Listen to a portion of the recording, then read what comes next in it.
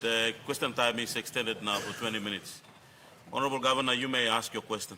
Thank you, Deputy Speaker. My question without notice, I was hoping to ask the good Treasurer, but I understand he's probably busy tidying up issues in the budget. So I'll direct the question to the Prime Minister. Mr. Prime Minister, Mr. Speaker, this question is in relation to the decision by the Central Bank to cease the use of checks in Papua New Guinea by the 22nd of next month. Now, I'm deeply concerned about this, Mr. Deputy Speaker, so I'll preface my question with a brief explanation. We've embarked on a massive program for cocoa in our province, and we have about just over 100,000 people involved. And with the difficulties in opening bank accounts, and we've been trying really hard over the last 4 years to give our people access to bank accounts, but there's a difficulty also imposed by the central bank for people to be properly identified so they can get a bank account. Given these difficulties, what happens today, Mr. Deputy Speaker, is this. A farmer will take their cocoa to a depot, and because of crime and all these other issues, the depot will issue them a check.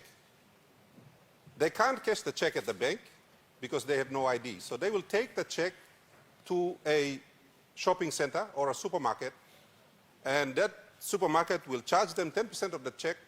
They will get store goods, and the supermarket will give them cash. Now, that's been the way things have been operating in my province for my farmers, certainly for the last 6 years. Now, the minute the central bank stops them from paying checks, these businesses will have to go and get cash in large quantities. The cocoa trade in my province at the moment is worth over 100 million kina plus, and it's going to increase. Now, I don't know if the banks in Wewak are going to be able to carry hundreds of millions of kina in cash to pay the farmers. This is going to really constrict our ability to supply cocoa and to help the country. So, Mr. Speaker, my question to the Prime Minister is this. Number one, what is the main reason for the central bank stopping our people from using checks to trade? What is the justification for it? I thought our biggest problem was a lack of foreign exchange, and the central bank should be dealing with that. Why are they making it difficult for my ordinary citizens in the province to operate? Number two, when they were trying to come up with this momentous decision to change the country, who did they consult? Did they consult my people of ECP?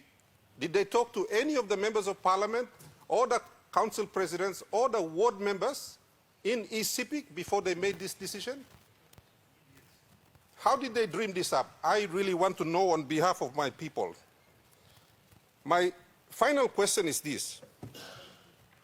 It is my understanding that the central bank is very keen to get into this anti-money laundering space.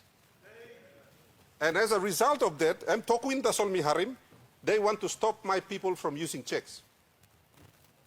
Now, why is the central bank very excited and enthusiastic about stopping anti-money laundering? One time through all catching one terrorist long Middle East come na laundering money belong em through lo Papua New Guinea lo financing terrorism lo America. When did that happen? I am stunned, Mr. Acting Speaker, that our central bank is so insensitive to the issues that affect our people, and they are so excited to impress the people in America about this anti-money laundering issue. If there's one single person being prosecuted to justify this unfair trading sanction on not just my people of ECP, but I think all the people of Papua New Guinea, it needs to be explained. Otherwise, Mr. Prime Minister, me like asking you through the Speaker, we suspend the entire management of central bank, replace them with competent economists who will do things that are good for the country, Mr. Prime Minister and Mr. Acting Speaker. I am tired of this nonsense, looking for every opportunity to make it difficult for my people to operate. Thank you, Deputy Speaker. The Honourable Prime Minister. Thank you, Mr. Deputy Speaker. Thank you, Mr. Tamlo, and answering Mr. Good luck question. But before I do that, may I apologize. Pastor, me answering earlier question, me no look sour long. All picking in me, all is in long public gallery. Now leaders blame me, or Bougainville, all is stop also long speakers gallery. Me look sour long all, one time all visitors. I want to also, I want to say that central bank operates at arm's length from us. We don't direct them, but we recommend. But in this issue of transferring to cancelling the use of checks, I concur with the public concern raised by Governor. Governor, I will order Treasury to have an immediate dialogue with them. I don't think we are ready yet as a nation to migrate to use of checks. Within me, I have the powers to direct our national treasurer, and our treasurer will work with central bank.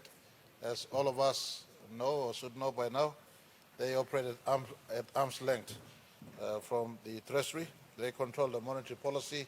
We control the fiscal policy. But the treasurer have it within his right to work with them to ensure that for the matter of public interest,